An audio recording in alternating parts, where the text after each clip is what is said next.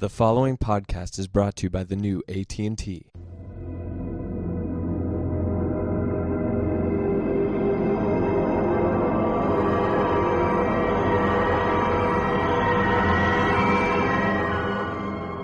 Hello, and welcome to the official Lost podcast for the upcoming episode, Par Avion.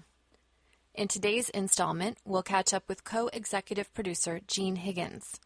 Gene is the on-site producer in Hawaii who keeps the show together, from making sure the craft services have fresh pastries to coordinating the construction of last season's fabled hatch. First up, though, we have a few words from a man who would win any staring contest hands down, actor Michael Emerson. He plays everyone's favorite baddie, Benry, a.k.a. Henry Gale, a.k.a. Ben Linus. And at the end of the podcast, we have a sneak peek from next week's episode, Par Avion, which airs Wednesday, March 14th from 10 to 11 p.m., and then the next day on abc.com.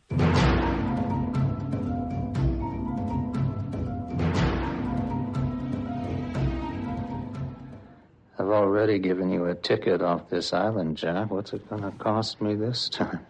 Right now, your people are in a room deciding whether or not to execute Juliet.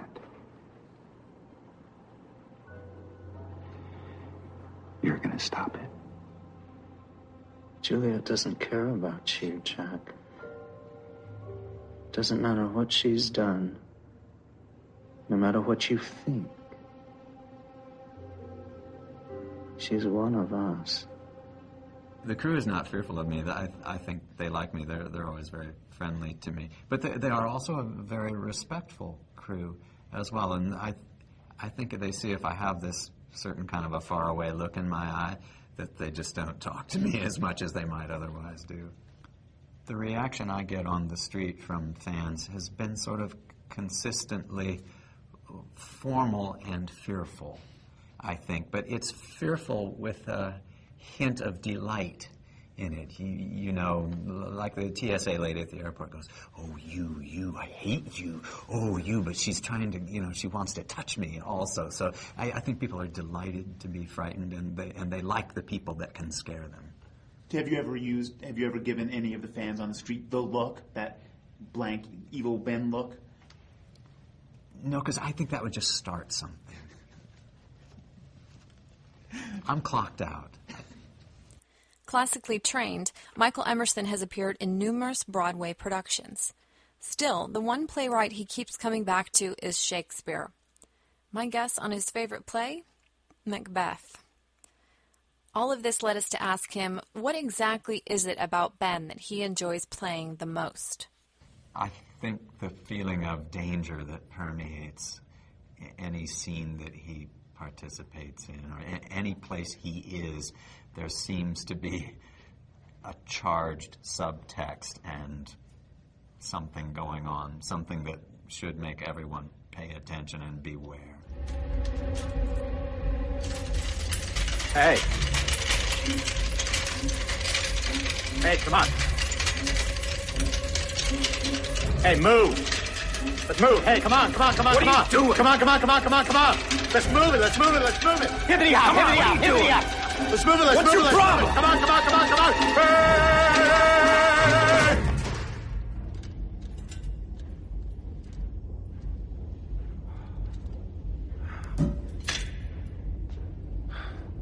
Did you just kill that bunny?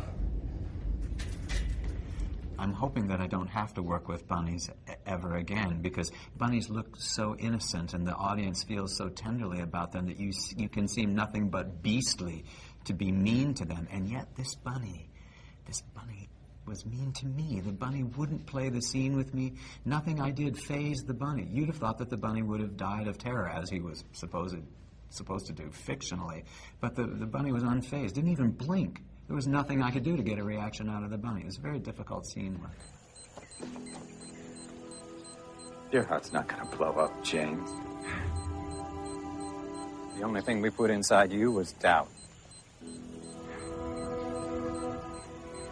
Oh, the watch is a heart rate monitor, but nothing more. Look.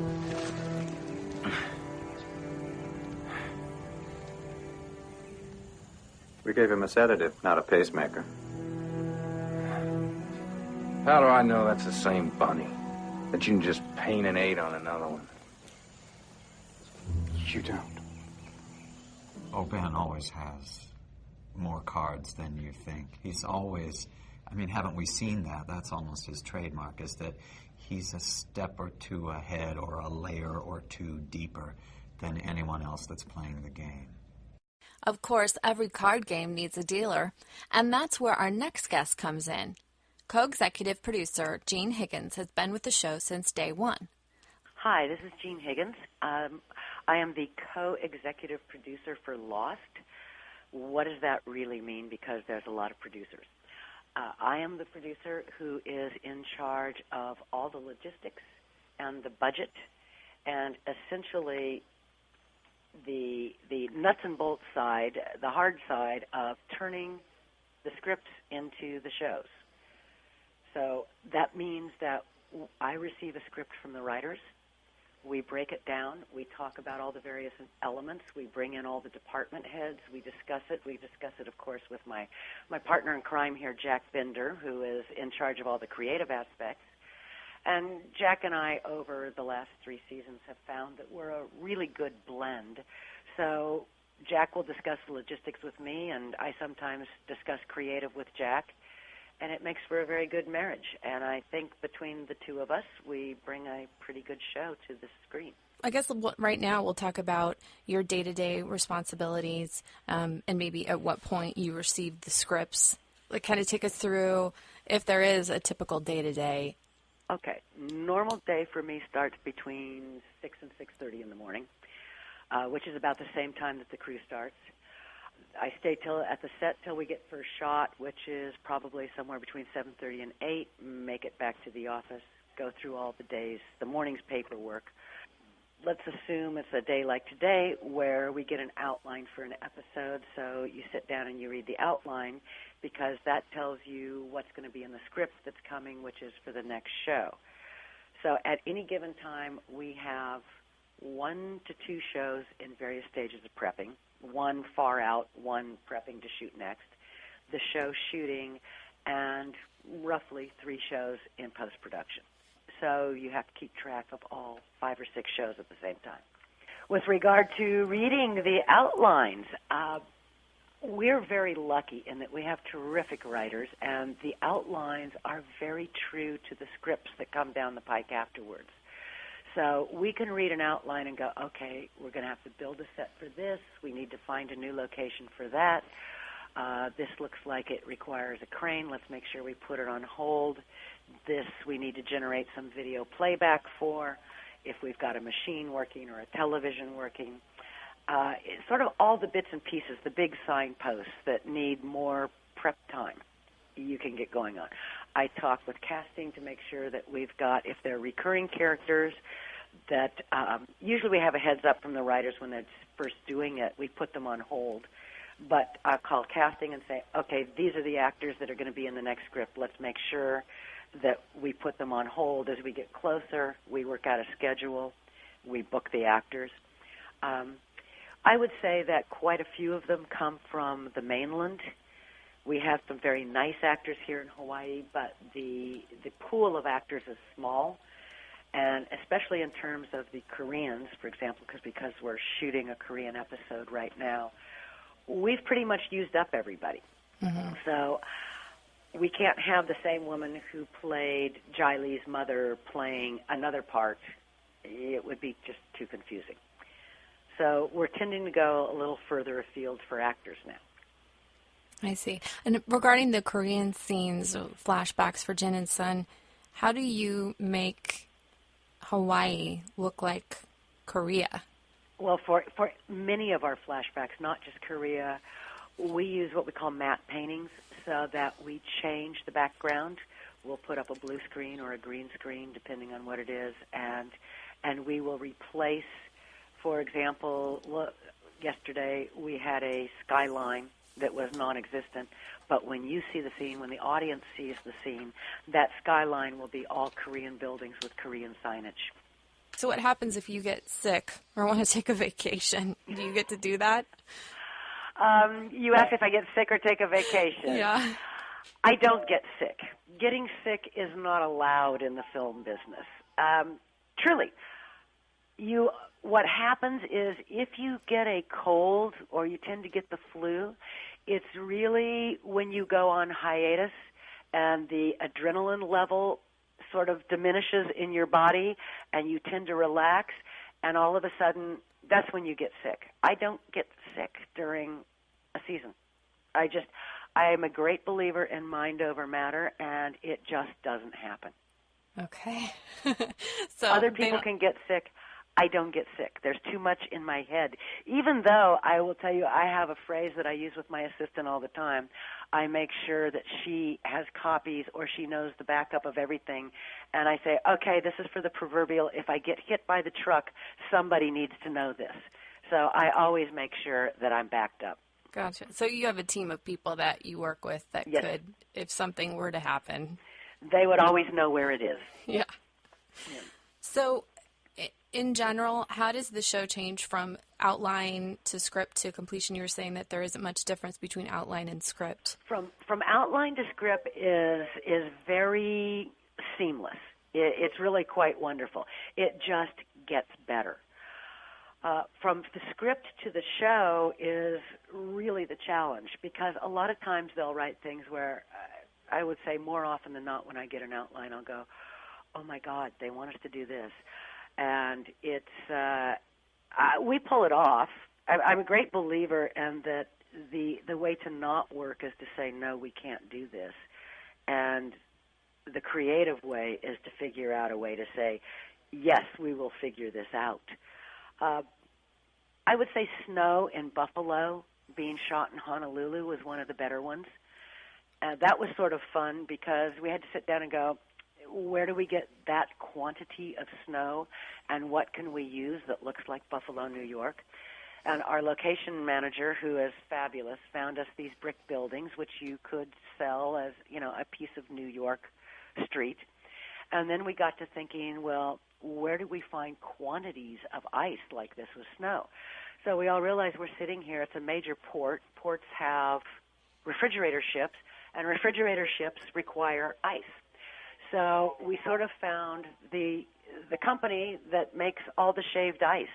And in reality, it cost more for the dump trucks than it did for the ice, the dump trucks to haul it to location. So we did about 10 or 12 dump trucks full of snow cone ice, essentially, and dumped it on the street. That's awesome. Has there ever been a situation where you scrambled, you really came through for this scene, and then it got cut from the final episode? Oh, yeah, that happens because you always want sometimes we scramble to do a scene, and then it does get cut from the episode. But you always want a little more footage than you're going to use for the final end product, because you want to be able to take the best of the best and say, oh, there was a scene, and while it's a great scene, it's not maybe that germane, or the show plays tighter, or the performances are better if that's a delete. So, yeah, unfortunately there's some great stuff that hits the cutting room floor, but we all think it's the better stuff that stays in the show. Mm-hmm. One of the scenes that happened for that would be the finale at year one, where the pilot who got snatched by the monster out of the cockpit, we brought back for a flashback at the airport. It was a terrific scene, and Greg is a terrific actor, and he's gone on to do wonderful work in another series. But it just, time-wise, it just didn't fit in the show, and poor Greg ended up on the cutting room floor for that. So how many different locations would you say that you use? We have never counted how many locations we use. We do have a number of jungles that are sort of film-friendly, belong to the city and county of Honolulu or the state of Hawaii. And that, of course, is always somewhat easier than private enterprise. Because if it's private enterprise, people have a business they're trying to do at the same time, and we are disruptive to businesses. But what I think one of the most wonderful things that we have here is the Kamehameha Schools, which is a large foundation agreed to let us use 500 acres of their property as a backlot, essentially. And so we have the beach encampment, we have a large area of jungle, we have an area that we call the savanna because it's sort of more wide open. We have tide pools, we have little coves. It's a great area. So when we have two companies shooting, we can actually run two companies out of that one backlot. It's terrific. And they've been wonderful with us. What would you say is the strangest location that you've used? I think one of the strangest locations that we have used would be on the backside of Diamond Head are some old World War I bunkers and a plaza area where they used to have, oh God, what did the guy tell me? They were like 20-meter cannons. The cannons are no longer there, but the bunkers, because they were built into the rock of the mountainside, we used this whole area for Iraq, which that was one of the ones when we went, oh my gosh, how do we do Iraq on a tropical island? Because Iraq is basically a desert landscape. And we found this old military area, and it's literally rectangular cement tunnels into the mountain where these people lived. It was sort of cool because the captain's bunker had these little insets where they would put the lanterns for some light, and he actually had a fireplace, and the other bunkers didn't have those things. They were just for the enlisted guys. Wow. But with a combination of that location and then going in and doing matte paintings around the exterior shots, we eliminated the mountains and created the flatness of the desert of Iraq. And there we were, Iraq and Honolulu. The others on their island, and then the island where our Losties live, are they actually close in proximity, the two locations? The others on their island, their experimentation island, if you will, where the cages were, that was a jungle that was actually fairly close to Honolulu. That's about 15 minutes from our production offices. The others' sort of neighborhood, if you will, is about as far as you can get from our studio and our offices on the opposite corner of the island. And it in itself is about a half an hour's move distant from the beach encampment where our survivors lived. But then you have the rocky area that you see sometimes, which is 10 minutes to the east of us. So we really do utilize the entire island. There are very few areas where we just don't shoot. Mm-hmm. And that's just because the writers haven't written us something that needs something in that part yet. So the people of Oahu have gotten used to seeing you guys all over the place. I think so. They're really the tourists that get excited when they see. I know. And even the locals sometimes. Funny story. I took my son for a regular doctor's appointment on Saturday, and he happened to have a Lost T-shirt on, and a guy in the waiting room just went ballistic because it was like, oh my God, did you see that? He had a Lost shirt on. And I'm thinking, he's my 17-year-old son, and he's still in high school.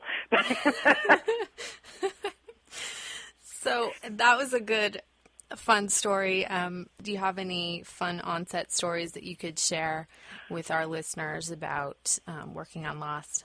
Oh, working on Lost is just great. The set, the crew are just great. They are the nicest guys. I'm going to put a plug in real quick for a couple of our guys. I don't know if anybody really knows it, but, we had first and second place at the Pipeline International Surf Festival, are both Lost crew members. But one of the funny things that happened yesterday is our camera operators have changed. The one we had needed to go home and see family, and we have a new one, and his name is Bobby. But we already have a sound mixer by the name of Bobby. So we were trying to figure out, yesterday being the first day, how to differentiate them. Now remember, we're shooting a Korean episode right now, so my Korean translator is on the set. And he's sitting right in front of the sound mixer. And the sound mixer says, well, at home they call me Bobo. So why don't you guys call me Bobo and call him Bobby? And the Korean translator turns around and says, is your wife Korean? And he says, no. Why do you ask? And he says, because Bobo means stupid in Korean. Essentially, he was asking us to call him stupid and didn't know it. But then who would know how many languages, you know? Right. Oh, gosh. Well, now he's going to be suspicious of his wife, actually, knowing Korean. No, she's not Korean. Well, thank you so much for giving us your time today. I know your time is precious, and we really appreciate it. All right. Thanks, take care, Jane. guys. Okay. Bye-bye. Thanks for listening to another edition of the official Lost podcast hosted by ABC.com. Join us again next week as we sit down with actress Emily de Ravin.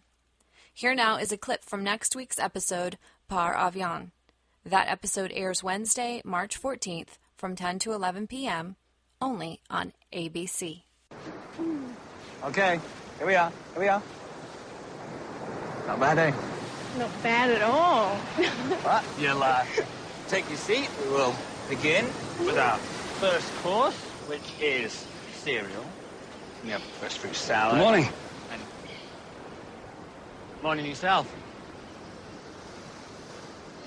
What brings you down to the beach, Desmond? Bull running, Pike. I was hoping you might want to join me in the hunt.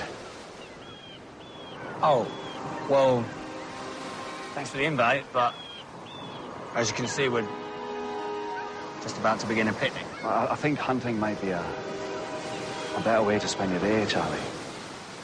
I mean, of all the things you could choose to do today, hunting with me might be your best option. Oh, my God. Oh, my God. What is it? I think I know how to get us off this island.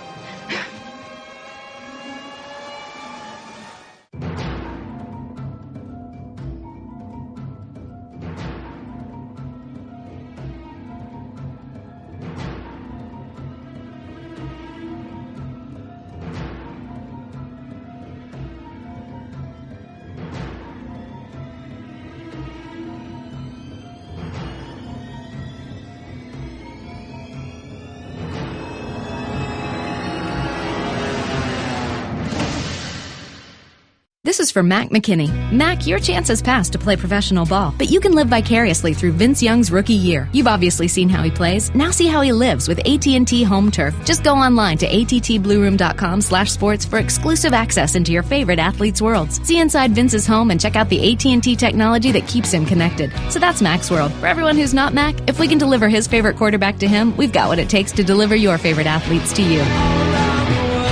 The new AT&T. Your world delivered.